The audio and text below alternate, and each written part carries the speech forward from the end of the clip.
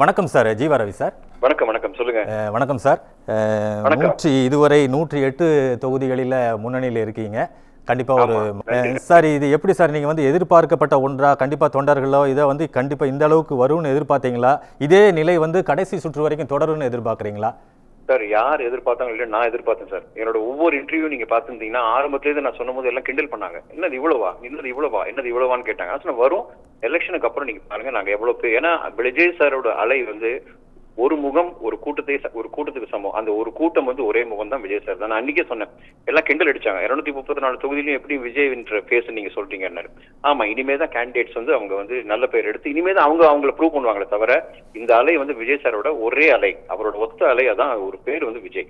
இது டெஃபினட்டா வரும்னு எனக்கு நல்லாவே தெரியும். ஸோ இதை நான் ஆரம்பத்திலிருந்து நான் சொல்லிக்கிட்டு தான் இருக்கேன். ரொம்ப ரொம்ப சந்தோஷமா இருக்கு. எதிர்பார்த்ததை மக்கள் கொடுத்துட்டாங்க.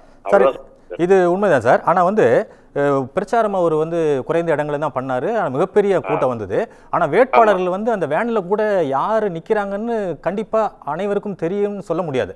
அந்த அளவுக்கு விஜய்க்காகவே ஓட்டு போடுறாங்க அப்படின்னு நினைச்சு போட்டிருப்பாங்களா, இல்ல வேட்பாளர்களுக்காகவும் சில ஓட்டுகள் விழுந்திருக்குமா சார்? இது அதாவது இப்ப எந்த புது கட்சிக்கும் இவ்வளவு பெரிய பெரும்பான்மை எங்கேயுமே கிடைக்கல. சரித்திரத்தையும் இல்ல, புரட்சி தலைவருக்குமே இது இல்ல. நீங்க எடுத்து பாத்தீங்கன்னா அதனாலதான் அவர் சூட்சமமா சொன்ன விஷயம் என்னன்னா, எல்லா இடத்துலயுமே விஜய்னார். கண்டிப்பா சார். கிழக்கு விஜய், பெரம்பூர் விஜய், எக்மோர் விஜய், மயிலாப்பூர் விஜய்னு சொன்னதுக்கு காரணம் என்னன்னா, அவங்களோட கேண்டிடேட்ஸ் மக்கள்கிட்ட என்னன்றது அவங்க ராஜ்மோகன் அவர் என்ன, ஆதவர்ஜுனா என்ன, இப்ப இனிமேதான் தெரியும் புஷி ஆனந்த் என்ன. இப்போ அவங்களுக்கு தெரிஞ்சது எல்லாம் விஜய் சார் மட்டும்தான். எங்களுக்கு குறுகிய கால டைம் சார், 2 வருஷம் தான் எங்களுக்கு டைம் இருந்தது சார் பண்றதுக்கு. அதுக்குள்ள அமெரிக்கா ஈரான மிசைல் அட்டாக் அடிச்ச மாதிரி ஒவ்வொரு மிசைலும் விஜய் சாரை நோக்கி எல்லாம் அடிச்சுட்டே இருந்தாங்க. பெரிய பெரிய மிசைலா விழுந்துச்சு. பட் அதெல்லாம் தாண்டி சைலண்டா இருந்து வில் பவரோட நீங்க நிக்கிறார் அப்படின்னா ஹேட்ஸ் ஆஃப், சல்யூட் சார். அது சார், இப்போ சீனியர் லீடர்கள், அதாவது அதிமுகவில் இருந்து எம்ஜிஆர் காலத்திலிருந்து இருந்த திரு செங்கோட்டையன் போன்றவர்கள், முன்னாள் அமைச்சர் செங்கோட்டையன் போன்றவர்கள் எல்லாம் தாவேக்கால இணைந்திருந்தாங்க. அவர்களுடைய ஆதரவு எப்படி இருந்துச்சு? அவருடைய சப்போர்ட் எப்படி இருந்துச்சு? செங்கோட்டையன் சாருக்கு மிகப்பெரிய மரியாதை புரட்சி தலைவரும் கொடுத்தாங்க, அம்மாவும் கொடுத்தாங்க. ஆனா அதுக்கப்புறம் அவருக்கு அது கிடைக்கலங்க. அதை மிஸ் பண்ணாரு. நிறைய நாட்கள் வீட்டுல இருந்து நைட் அழுத விஷயங்கள்லாம் எங்களுக்கு தெரியும். நான் அதே ஊருக்காரன். ஏன்னா அவர் எனக்கு காட்ஃபாதர். ஏன்னா நிறைய அழுதுருக்காரு, நிறைய வேதனைப்பட்ட டைம்ல தான் விஜய் சார் தான் கை தூக்கி விட்டாரு.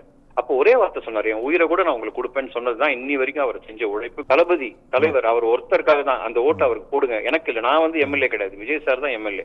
இப்படி பேசின ஒரு தலைவர். அவரோட எக்ஸ்பீரியன்ஸ் என்ன, அவரோட வியூகங்கள் என்ன, எப்படி நம்பினாங்க அந்த 2 பெருந்தலைவர்களும். அப்படிப்பட்ட ஒரு மனுஷன் நீ விஜய் சாரோட இணைச்சிட்டு அவருக்காக நான் உழைப்பேன், உயிரை கொடுப்பேன்னு சொல்றது விஜய் சார் அந்த மரியாதை அவர் கொடுத்தார். From customers to real brand ambassadors, 21,000 plus stories by Jen Housing.